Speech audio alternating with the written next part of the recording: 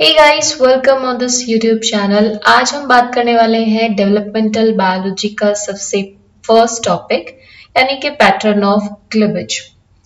Developmental biology is all about the development of a single zygote into a multicellular organism और we know that कि हमारे पास अगर हम higher organism की बात करते हैं तो सबसे पहला जो सेल बनता है जिसे हम डिप्लॉइड कहते हैं दैट इज जाइगोट और ये जाइगोट बनता है by the fusion of male and female gamete. इसी जाइगोट के अंदर जब रैपिड माइटोटिक डिवीजन होता है तो उसे हम एज अ क्लीवेज कंसिडर करते हैं क्योंकि एक नॉर्मल माइटोटिक डिवीजन में और क्लीवेज का जो माइटोटिक डिवीजन होता है उसमें डिफरेंसेस होते हैं। जैसे कि आपको पता है जब एक नॉर्मल सेल माइटोटिक डिवीजन के लिए जाती है तो उसमें उसी इक्वल साइज की डॉटर न्यूक्लियाई सेल बनती है, लेकिन जब हमारा जाइगोट माइटोटिक डिवीजन को परफॉर्म करता है तो सेल का साइज उतना ही रहता है, बस उसमें डिवीजन होके हमारी नंबर ऑफ सेल्स इंक्रीज हो जाती है। यानी कि एक स्पेशल टाइप का माइटोटिक डिवीजन जो कि सिर्फ जाइगोट के अंदर होता है और इस माइटोटिक डिवीजन में सेल का साइज जो है वो आपका अनटच रहता है, यानी कि सेल का साइज वेरी नहीं करेगा, साइज उतना ही रहेगा जितना हमारा इनिशियल जाइगोट का था, बस उसमें number of cells after division increase होती चली जाएंगी। यानी कि हर एक माइटोटिक डिवीजन के बाद जो सेल बनेगी वो अपनी पेरेंट सेल का हाफ इन साइज होगी। ठीक है, सो यही हमारा क्लीवेज होता है। ठीक है, सो कोई भी जाइगोट किसी भी ऑर्गेनिज्म का, किसी भी हायर ऑर्गेनिज्म का जो जाइगोट है जब वो क्लीवेज के लिए जाता है तो उसके अंदर मल्टीपल माइटोटिक डिवीजन हो रहे होते हैं और ये डिवीजन का पैटर्न टोटली डिपेंड करता है कुछ फैक्टर्स के ऊपर। जैसे कि pattern of embryonic cleavage depend करता है कि उसमें डिस्ट्रीब्यूशन कैसा है हमारे यॉक का। आपको पता है यॉक क्या है? यॉक डिपॉजिटेड न्यूट्रिशन होता है या फूड मटेरियल हम कह सकते हैं जो एग के अंदर डिपॉजिट है और जो हमारे डेवलपिंग एम्ब्रॉय को नरिशमेंट प्रोवाइड करेगा। राइट, जो यॉक प्रोटीन है उसके डिपोजिशन के ऊपर, डिस्ट्रीब्यूशन के ऊपर डिपेंड करता है कि क्लीवेज का जो पैटर्न है वो क्या फॉलो किया जाएगा। ठीक है, सो साइटोप्लाज्म में कितने अमाउंट में यॉक डिस्ट्रीब्यूटेड है और किस पॉल पर डिस्ट्रीब्यूटेड है उसी पर डिपेंड करेगा कि क्लीवेज पैटर्न कैसा होने वाला है। ठीक है, ये तो हो गया हमारा फर्स्ट फैक्टर। दूसरा फैक्टर क्या होता है कि एग के साइटोप्लाज्म में बहुत सारे फैक्टर्स होते हैं जो इन्फ्लुएंस करते हैं एंगल ऑफ माइटोटिक स्पिंडल्स को और टाइमिंग ऑफ उसकी फॉर्मेशन को। ठीक है, आपको पता है कि माइटोटिक डिवीजन के अंदर अगर हम किसी एनिमल सेल की बात कर रहे हैं तो उसमें स्पिंडल का फॉर्मेशन होता है, स्पिंडल फाइबर का। अगर ये स्पिंडल फॉर्मेशन ना हो तो of course mitotic division complete नहीं हो पाएगा। राइट, सो इसीलिए इन स्पिंडल फॉर्मेशन के ऊपर और यॉक के डिस्ट्रीब्यूशन के ऊपर डिपेंड करता है कि हमारा क्लीवेज का पैटर्न कैसा फॉलो होगा। Right, so pattern of embryonic cleavage को समझने से पहले आपको थोड़ा सा हमारे एग का जो एक्सिस है उसके बारे में पता होना चाहिए। देखिए फॉर एग्जांपल ये एक एग है। ठीक है, अब एग हमें पता है मोस्टली स्फेरिकल शेप के होते हैं। अगर एक स्फेरिकल शेप का एग है तो आप उसके एक्सिस नहीं डिफाइन कर सकते, बट आपको क्या ध्यान रखना है कि जिस एक्सिस के ऊपर यॉक एक्यूमुलेटेड होता है उस एक्सिस को हम बोल देते हैं वेजिटल पोल। वो हमारा कौन सा पोल होता है? वो वेजिटल एक्सिस या वेजिटल पोल होता है। जहां पर यॉक एक्यूमुलेटेड नहीं है यानी कि जहां पर न्यूक्लियस होगा वो एक्सिस होता है हमारा एनिमल पोल, और जो एनिमल पोल वाला रीजन है उसी को हम कह देते हैं एनिमल हेमिस्फीयर, और जो वेजिटल पोल वाला रीजन होता है उसे हम कह देते हैं वेजिटल हेमिस्फीयर। ठीक है, अब इसी एनिमल पोल को कहा जाता है एंटीरियर एक्सिस और जो हमारा वेजिटल पोल है उसी को कहा जाता है पोस्टीरियर एक्सिस ऑफ एग। ठीक है, अब इन्हीं के साथ में होती है हमारी डॉर्सल और वेंट्रल साइड। ठीक है, जिसमें एक साइड हमारा डॉर्सल होगा और एक साइड हमारा वेंट्रल होगा। ठीक है, ये एक्सिस आपको ध्यान में रखना है क्योंकि हमने पहले ही कहा कि वेजिटल पोल हमारा डिसाइड करेगा, यानी कि यॉक का डिस्ट्रीब्यूशन डिसाइड करेगा कि क्लीवेज फरो कहां बनेगा, किस तरीके के पैटर्न को हमारा एग फॉलो करेगा, फर्टिलाइज्ड एग। राइट, अब देखिए amount of distribution of yolk determine where cleavage can occur and the relative size of the blastomere, यानी कि जो साइज हमारी जो ब्लास्टोमियर बनेंगी माइटोटिक डिवीजन के बाद में, उनका साइज कितना होगा वो भी टोटली डिपेंड करता है यॉर्क के ऊपर। जैसे कि सपोज कीजिए ये मेरा एग था और इस रीजन के अंदर यहाँ पर यॉर्क डिस्ट्रीब्यूटेड था। जिस रीजन में यॉर्क डिस्ट्रीब्यूटेड रहता है वो रीजन हमारा क्लीवेज के अंदर एक्टिवली पार्टिसिपेट नहीं करता। जिस रीजन में हमारा न्यूक्लियस रिसाइड करता है वो हमारा एक्टिवली पार्टिसिपेट करता है क्लीवेज में। इसलिए अगर इसमें मान लीजिए माइटोटिक डिवीजन हुआ और क्लीवेज फरो बना हमारा ये, ठीक है, तो ये हमारा क्लीवेज फरो बन गया। क्यों? क्योंकि यॉर्क वाला जो रीजन वो इनएक्टिव है और हमारा न्यूक्लियस वाला रीजन एक्टिव है, तो यहाँ पर दो ब्लास्टोमियर बन गए, है ना। लेकिन इस ब्लास्टोमियर का साइज टोटली डिपेंड करेगा यॉर्क के डिस्ट्रीब्यूशन पर। अगर ये यॉर्क सिर्फ वेजिटल हेमिस्फीयर में है, यानी कि हाफ ऑफ द ये एग में है, तो हमारी जो ब्लास्टोमियर बनेंगी वो इक्वल साइज की होंगी। लेकिन अगर इसका दूसरा सिनेरियो हम देखें, जिसमें हम देखेंगे कि मोस्ट ऑफ द साइटोप्लाज्म के अंदर यॉर्क डिस्ट्रीब्यूटेड है, तो यहाँ पर क्लीवेज फरो कुछ इस तरीके से बनेगा और दो ब्लास्टोमियर बनेंगे, जिसमें एक हमारा होगा माइक्रोमियर क्योंकि वो छोटा है साइज में, और दूसरा होगा हमारा मैक्रोमियर। यानी कि टोटली डिपेंड करता है यॉर्क के डिस्ट्रीब्यूशन पर कि क्या रिलेटिव साइज होगा हमारे ब्लास्टोमियर का, ठीक है।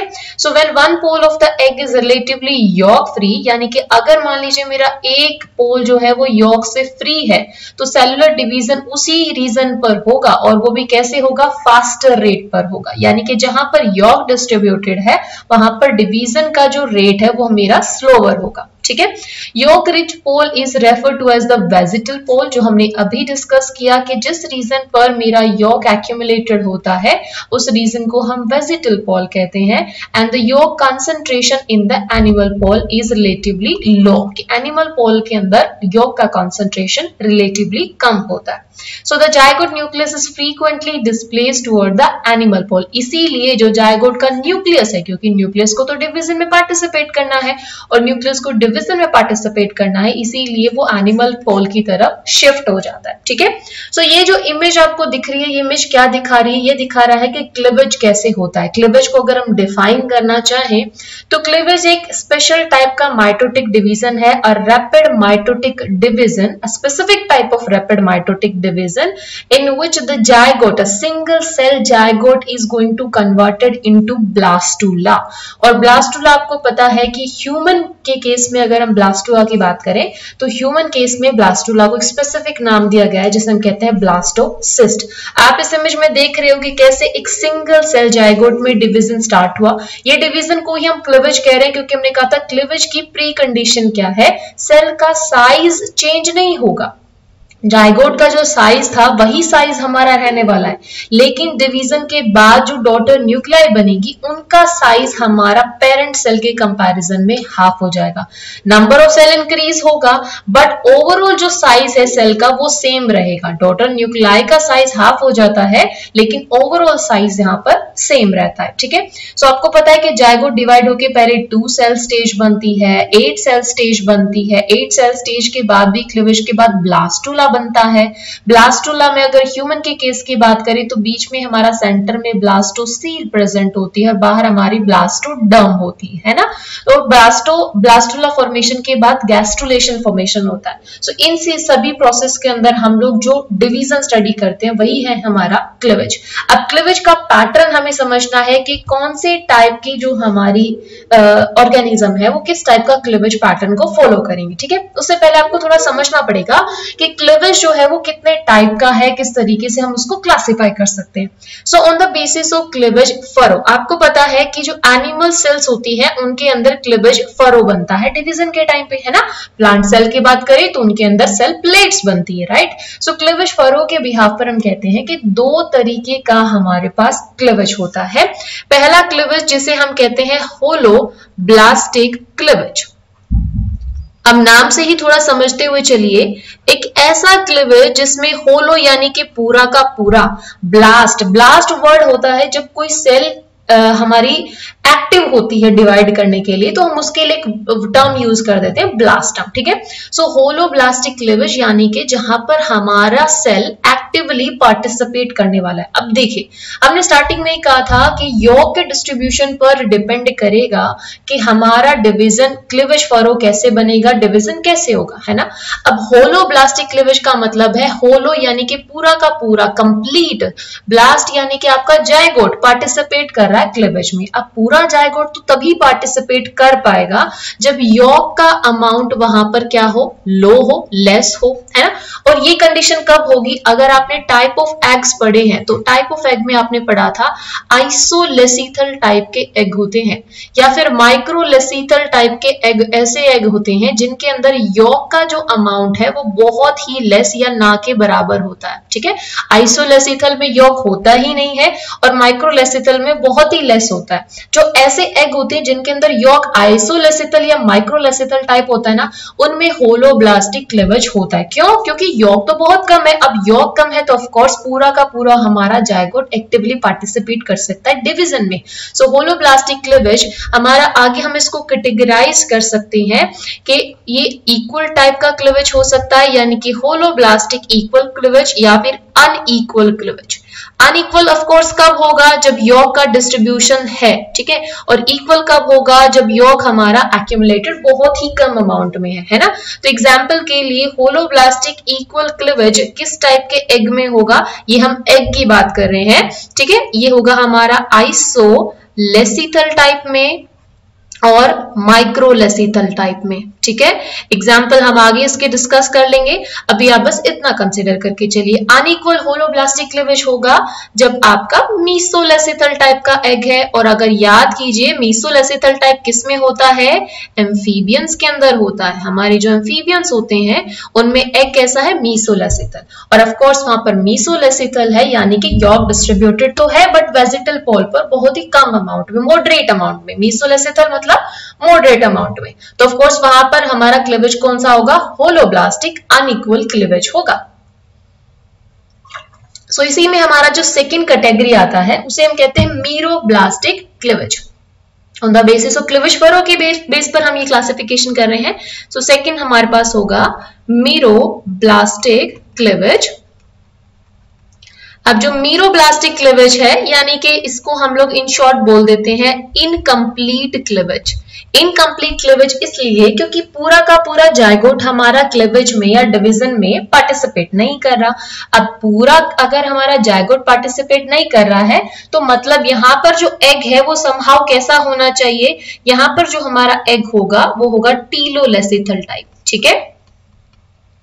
टीलोलेसिथल और सेंट्रोलेसिथल टाइप। देखो, ये कंसिडर करने से पहले आपको एक चीज पता होनी चाहिए कि एग के अंदर यॉर्क का डिस्ट्रीब्यूशन कैसा है उस पर डिपेंड करता है कि क्लीवेज फरो कैसे बनेगा, है ना। तो अगर मैं इस चीज को थोड़ा सा आपको रिवाइंड कराने की कोशिश करूं तो हमारे पास कितने टाइप के एग होते हैं। देखो, एग हमारा on the basis of York distribution हमारे पास कितने टाइप के होते हैं। सबसे पहला होता है आइसोलेसिथल टाइप। आइसोलेसिथल जिसके अंदर हमारा एग, जिसके अंदर हमारे एग में यॉर्क का डिस्ट्रीब्यूशन होता ही नहीं है, यॉर्क बहुत ही थोड़ा होगा, ठीक है। फिर उसके बाद हमारा होता है माइक्रोलेसिथल। माइक्रोलेसिथल वो होते हैं जिसके अंदर यॉर्क डिस्ट्रीब्यूटेड है, थोड़ा सा है, बहुत ही कम अमाउंट में हम जिसे कह सकते हैं। फिर हमारे पास होता है मीसोलेसिथल। मीसोलेसिथल होता है जिसमें मॉडरेट अमाउंट के अंदर हमारा यॉर्क प्रेजेंट होगा और वो भी सिर्फ वेजिटल पॉल पर। फिर एक होता है टीलोलेसिथल। टीलोलेसिथल होते हैं जिनके अंदर सिर्फ एक टर्मिनल एंड के ऊपर हमारा क्या प्रेजेंट होता है, टर्मिनल एंड के ऊपर हमारा एक रीजन, सिर्फ एनिमल एक्सिस का एक टर्म ऐसा रीजन प्रेजेंट है जहां पर यॉर्क डिस्ट्रीब्यूटेड नहीं है। अगर मान लो ये एग है तो सिर्फ यहाँ पर एक ये रीजन छोड़ के बाकी पूरे के पूरे साइटोप्लाज्म में क्या होगा, हमारा यॉर्क डिस्ट्रीब्यूटेड होगा। ये कैसा है, टीलोलेसिथल। इसलिए जब इसमें आगे डिवीजन होता है तो इसमें डिस्क का फॉर्मेशन होता है, ठीक है। फिर एक हमारे पास होता है सेंट्रोलेसिथल टाइप। सेंट्रोलेसिथल यानी कि जिसमें यॉर्क जो है वो सेंटर में एक्यूमुलेटेड है, यानी कि पेरिफेरी वाला जो रीजन है वो यॉर्क फ्री होता है और साइटोप्लाज्म रीजन के अंदर बहुत सारा यॉर्क प्रेजेंट है, इसीलिए हमने कह दिया सेंट्रोलेसिथल, ठीक है। इतनी बात क्लियर है। ये चीज इसलिए आपको क्लियर करना जरूरी था ताकि आपको ये समझ में आए कि जो क्लीवेज फरो बन रहा है होलोब्लास्टिक क्लीवेज है और जो आपका मीरोब्लास्टिक क्लीवेज है डेफिनेटली वो डिपेंड करता है यॉर्क के डिस्ट्रीब्यूशन पर। और इसीलिए आपको पता होना चाहिए कि कि हमारा जो एग था वो किस टाइप का था, उसी के ऊपर डिपेंड करेगा कि क्लीवेज उसमें आगे कैसे होने वाला है। ठीक है, अब हम बात करते हैं हमारे पास on the basis of fate of germ layer. अब जर्म लेयर के बेस पर भी हमारे पास यहाँ पर दो तरीके से क्लीवेज होता है, या तो इनडेटर्मिनेट क्लीवेज होगा, ठीक है, इनडेटर्मिनेट क्लीवेज नाम से पता चल रहा है, यानी कि यहाँ पर जो ब्लास्टोमियर बनेंगे ना डिवीजन के बाद, इन ब्लास्टोमियर के अंदर प्लास्टिसिटी होगी। प्लास्टिसिटी का मतलब समझते हो, ब्लास्टोमियर हैविंग प्लास्टिसिटी।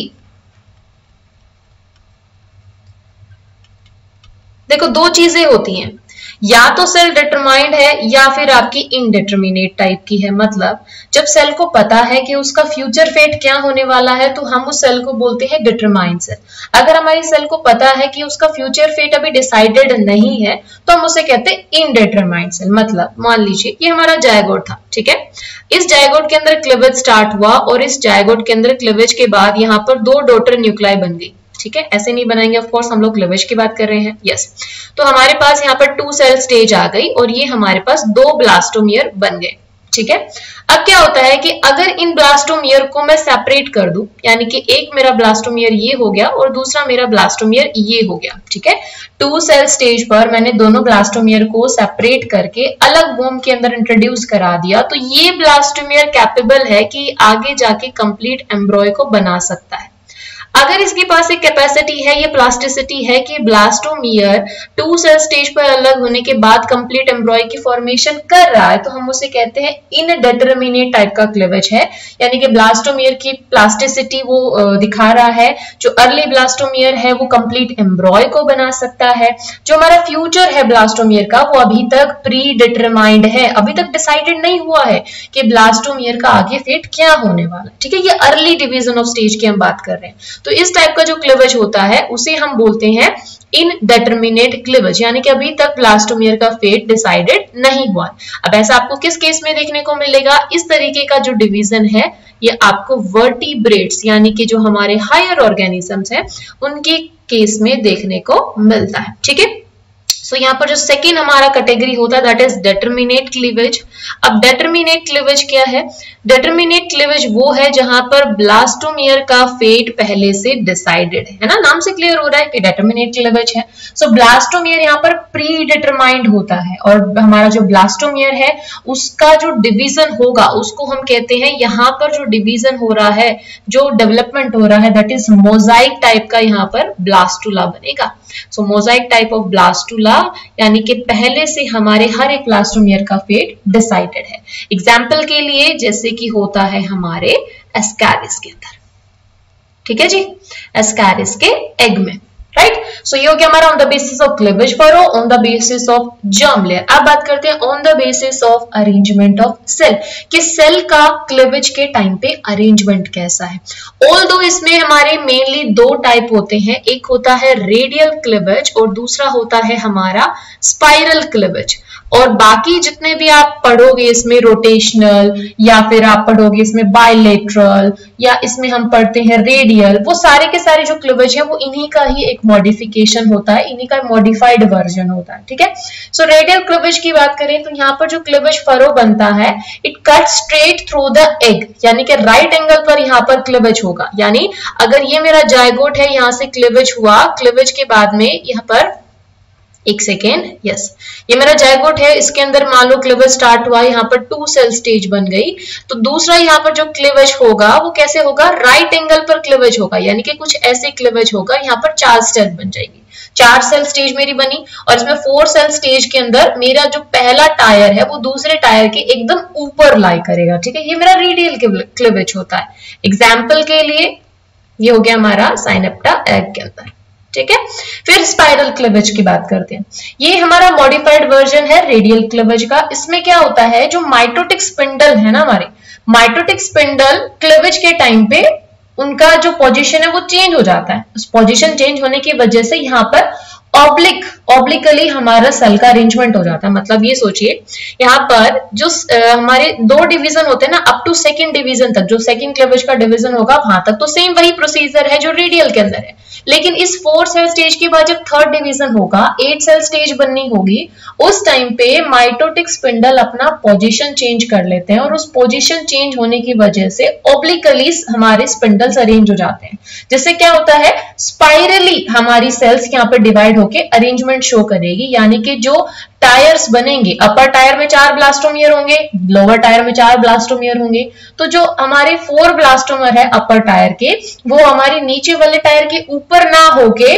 उसके मतलब ऑब्लिकली अरेंज होंगे। ठीक है, तो इसी को हम कहते हैं स्पाइरल। यानी कि सेकेंड डिवीजन तक तो यहाँ सेम चीज रहती है जैसे रेडियल क्लीवेज में था, बट जब ये नेक्स्ट डिवीजन होगा, 8 सेल स्टेज आएगी, इस 8 सेल स्टेज बनने से पहले माइटोटिक स्पिंडल का पोजीशन चेंज हो जाएगा, ऑब्लिकली अरेंज हो जाएंगे, जिस वजह से स्पाइरल ब्लास्टोमियर हमें मिलता है। यानी कि पहला जो टायर है जिसमें 4 सेल है, वो दूसरे टायर के कंपैरिजन में ऑब्लिकली अरेंज होती है। ठीक है, एग्जाम्पल के लिए जो स्पाइरल टाइप का क्लीवेज है ये हमें एनिलीड्स में देखने को मिलता है और मोलस्क में देखने को मिलता है। ठीक है, आई होप गाइस ये आपको क्लियर हुआ होगा कि on the basis of cleavage furrow, on the basis of germ layer, on the basis of arrangement of cell, different type की क्लीवेज पैटर्न कैसे कैसे होते हैं। ठीक है, अब इसी चीज को हम हमारी टैबुलर फॉर्म में देख लेते हैं। ये जो इमेज है मैंने डेवलपमेंटल बायोलॉजी गिलबर्ट से उठाया है, सो आई होप अगर आप चाहें तो आप वहां से विजिट कर सकते हैं, उस बुक से आप इसका रेफरेंस लेके अच्छे से इसको क्लियर कर सकते हैं। ठीक है, right. So pattern of embryonic cleavage को अगर हम समरी फॉर्म में यहाँ पे करें तो देखिए, हमने पहले कहा था कि होलोब्लास्टिक क्लीवेज है। होलोब्लास्टिक क्लीवेज कब होगा? जब आइसोलेसिथल टाइप का एग हो या मीसोलेसिथल टाइप का एग हो। ठीक है, ये कौन सा है? Equal cleavage. तो यहाँ पर पैटर्न हमारा रेडियल क्लीवेज भी हो सकता है, स्पाइरल, और बायलेटरल भी हो सकता है, रोटेशनल। ठीक है, इस चीज को ऐसे समझिए, अगर रेडियल क्लीवेज हुआ है तो एग्जांपल के लिए किसमें होगा? एकाइनोडर्म में और एम्फियोक्सिस में हमें देखने को मिलेगा। और रेडियल क्लीवेज की हमने बात क्या करी थी? ये हमारा क्या है? ये 2n स्टेज है हमारा जायगोट का। जायगोट से ये 2 सेल्ड स्टेज बना, और यहाँ पर देखिए क्या हो रहा है, क्योंकि आइसोलेसिथल टाइप का एग है तो जो क्लीवेज के बाद जो हमारी सेल बन रही है, ब्लास्टोमियर जो बन रहे हैं, वो सेम साइज की, ठीक है, इक्वल साइज है उनका। फिर ये हमारा 4 सेल स्टेज है और ये हमारा 8 सेल स्टेज। और हमने क्या कहा था? रेडियल क्लीवेज के अंदर जो हमारा अपर टायर होता है वो बिल्कुल हमारा किसके ऊपर होगा? लोअर टायर के ऊपर होगा। ये हमारा लोअर टायर है, इसमें 4 सेल है, यहाँ पर हमारा अपर टायर है और एक दूसरे के ऊपर ये लाई कर रहे हैं। तो इस तरीके का जो क्लीवेज होता है उसे हम रेडियल क्लीवेज कहते हैं। स्पाइरल क्लीवेज हमने कहा मॉडिफाइड वर्जन है रेडियल क्लीवेज का, जिसमें क्या कहा था? पहला जो डिवीजन है वो सेम रहता है रेडियल क्लीवेज की तरह, सेकेंड डिवीजन में भी हमारा सेम रहता है, बट जो थर्ड डिवीजन है उसमें क्या हो जाएगा? माइटोटिक स्पिंडल अपना पोजीशन चेंज कर देते हैं और इससे स्पाइरल अरेंजमेंट मिलता है हमें सेल का। ठीक है, फिर इसी के अंदर बायलेटरल क्लीवेज है। बायलेटरल क्लीवेज में क्या होगा? लेटरली क्लीवेज यहाँ पर होगा। ठीक है, यानी कि जो अरेंजमेंट जो होगा वो लेटरली एक दूसरे के ऊपर लाई करेगा। ठीक है, रोटेशनल क्लीवेज में क्या होता है? हर एक डिवीजन के बाद माइटोटिक स्पिंडल राइट एंगल पर अपनी पोजीशन चेंज कर देता है। इससे क्या होता है? जो फर्स्ट डिवीजन है उसके कंपैरिजन में जो सेकंड क्लीवेज का डिवीजन है वो राइट एंगल पर होगा। ठीक है, तो ये हमारा रोटेशनल क्लीवेज है जो मैमल्स में और नेमेटोड्स में हमें देखने को मिलता है। सो हम कह सकते हैं कि होलोब्लास्टिक इक्वल क्लीवेज में रेडियल क्लीवेज, स्पाइरल, बायलेटरल और रोटेशनल कोई भी पैटर्न यहाँ पर फॉलो कर सकती है हमारी सेल। ठीक है, मीसोलेसिथल में हमें रेडियल क्लीवेज देखने को मिलता है, जो हमने बात करी थी एम्फीबियंस के केस में, और हमने रेडियल क्लीवेज में कहा ही था कि अपर टायर लोअर टायर के जस्ट ऊपर लाई करेगा। अब बात करते हैं मीरोब्लास्टिक यानी कि इनकम्प्लीट क्लीवेज की, जो हमारी सेकंड कैटेगरी था on the basis of cleavage furrow, जिसे हम इनकम्प्लीट क्लीवेज भी कहते हैं, जिसमें हमने कहा था कि 2 हमारी मेजर कैटेगरी है, टीलोलेसिथल और सेंट्रोलेसिथल। अब टीलोलेसिथल एग में 2 तरीके से पैटर्न फॉलो हो सकता है, या तो वहां पर बायलेटरल क्लीवेज होगा या डिस्कॉइडल। डिस्कॉइडल हमने कहा था टीलोलेसिथल में एक टर्मिनल एंड के ऊपर ही हमारा न्यूक्लियस लाई कर रहा है ना, तो इसीलिए वहां पर एक ही डिस्क बनती है जो एक्टिवली पार्टिसिपेट करते हैं। आप देख सकते हो यहाँ पर ये 2 सेल्ड स्टेज है, इसमें क्या दिख रहा है कि इस डिस्क के ऊपर डिवीजन हो रहा है, इस डिस्क के नीचे यॉर्क का एक्यूमुलेशन होने की वजह से ये वाला रीजन डिवीजन में पार्टिसिपेट नहीं कर रहा। सो ये जो हमारा डिवीजन है ये डिस्कॉइडल टाइप, और ये मेनली हमें किस में देखने को मिलता है, क्लास इंसेक्टा में, क्योंकि इंसेक्ट के अंदर बहुत ज्यादा यॉर्क एक्यूमुलेटेड होता है उनके एग की अगर हम बात करें तो। ठीक है, सेंट्रोलेसिथल हमारा इंसेक्ट्स में देखने को मिलता है, डिस्कॉइडल एक्चुअली बर्ड्स में देखने को मिलता है, सॉरी यस। सेंट्रोलेसिथल में हमारा क्या है, इंसेक्ट्स में देखने को मिलता है, जिसमें हमारा यॉर्क किसमें प्रेजेंट है, सेंटर में।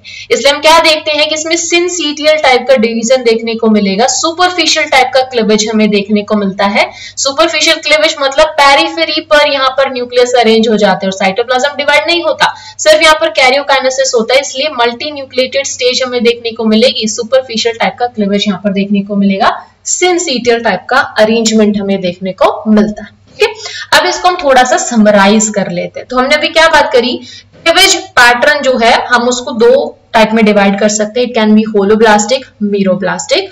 होलोब्लास्टिक जिसे हम लोग कंप्लीट क्लीवेज भी कहते हैं, मीरोब्लास्टिक जिसे हमने इनकम्प्लीट क्लीवेज कहा। ठीक है, इनकम्प्लीट क्लीवेज क्यों, क्योंकि यहाँ पर यॉर्क का डिस्ट्रीब्यूशन है, यॉर्क यहाँ पर डिपोजिटेड है, यॉर्क का डिपोजिशन बहुत ज्यादा अमाउंट में यहाँ पर है, इसीलिए हमने कहा मीरोब्लास्टिक क्लीवेज। ठीक है, होलोब्लास्टिक क्लीवेज में अगेन 2 टाइप के हमारे एग हो सकते हैं, ये हमारे एग के टाइप्स हैं भैया, इनसे कंफ्यूज नहीं होना है, ये हमारे एग के टाइप है।